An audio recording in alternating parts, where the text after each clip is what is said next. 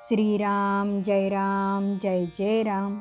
सद्गुरू श्री ब्रह्मचैतन्य गोंदावलेकर महाराज यांची प्रवचने म्हणजे जणू वेदमंत्रच। श्री महाराजांनी प्रत्येक दिवसाच्या प्रवचनाबरोबर बोधवचनही सांगितले आहे। या बोधवचनांचा विस्तार एक तत्वनाम या पुस्तकात लीलया स्पष्ट केला आहे। लेखक आहेत रामभक्त श्री रंभ कुलकर्णी। या श्री रामनाम मंत्रित पुस्तकातील आजच्या बोधवचनाचे अभिवाचन मी डॉक्टर सौ शिल्पा कुलकर्णी तुम्हा सर्व भक्तांना सादर नमस्कार करून करीत आहे। आज दिनांक 28 नोव्हेंबर। आजचे बोधवचन प्रपंच व परमार्थ यांचा 36चा आकडा पाहून संतांनी तडजोड करण्याचा प्रयत्न केला। नामस्मरण करीत करीत प्रपंच करा, हीच ती तडजोड। श्रीराम। संपूर्ण चराचर विश्व हा भगवंताचा प्रपंच आहे। संपूर्ण जगाचेही पूर्ण ज्ञान मानवाला नाही, तर संपूर्ण विश्वाचे ज्ञान त्याला कसे असणार?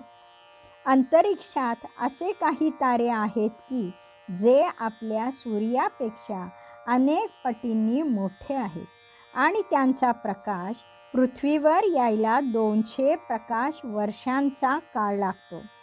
विश्वाची निर्मिती 13 अब्ज वर्षापूर्वी की 20 अब्ज वर्षापूर्वी झाली याविषयी खगोलशास्त्रज्ञात एकमत नाही। अशा या प्रचंड विश्वाचा कर्ता भगवंत आहे। भगवंताचा हा विशाल प्रपंच आहे, तो चालावा यासाठी त्याची शासन व्यवस्था आहे। जे ब्रह्मांडी ते पिंडी या न्यायाने आपला मानवी प्रपंचही विश्वप्रपंचाचाच अंश आहे। विश्वाचा प्रपंच व्यवस्थित चालण्यासाठी मानवी प्रपंच व्यवस्थित चालला पाहिजे, ही भगवंताची इच्छा आहे।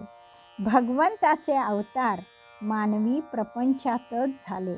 सगळे महामानव, प्रेषित, साधू, ऋषी, मुनी, महाकवी, तत्वज्ञ, राजे महाराजे, शास्त्रज्ञ, कलावंत हे प्रपंचातच जन्माला आले। प्रपंच ही प्रतिभासंपन्न महामानवांची जन्मभूमी आहे। प्रपंच वगळला गेला तर विश्व चालणार कसे?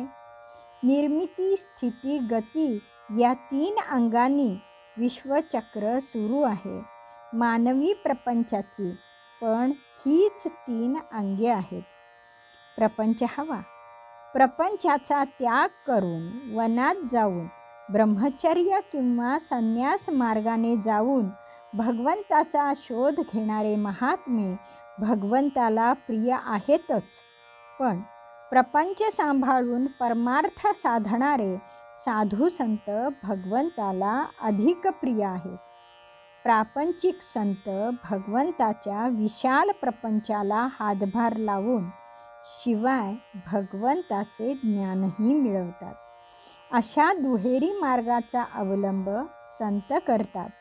प्रपंच टाकून परमार्थ करण्यापेक्षा प्रपंचात राहून परमार्थ करणारे श्रेष्ठ, कारण ते मातीतून अत्तर काढतात।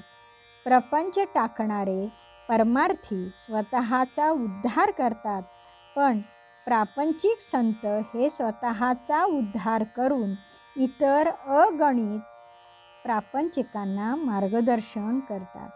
स्वोद्धाराबरोबर समाजोद्धारही ते करतात। मायेच्या रेट्यामुळे जीवाला प्रपंच मोहात पाडतो, त्याला परमेश्वराचा विसर पडतो। तो मनापासून प्रपंच करतो। परमार्थ केलाच तर जोडधंद्याप्रमाणे तोंडीला लावण्यापुरता करतो।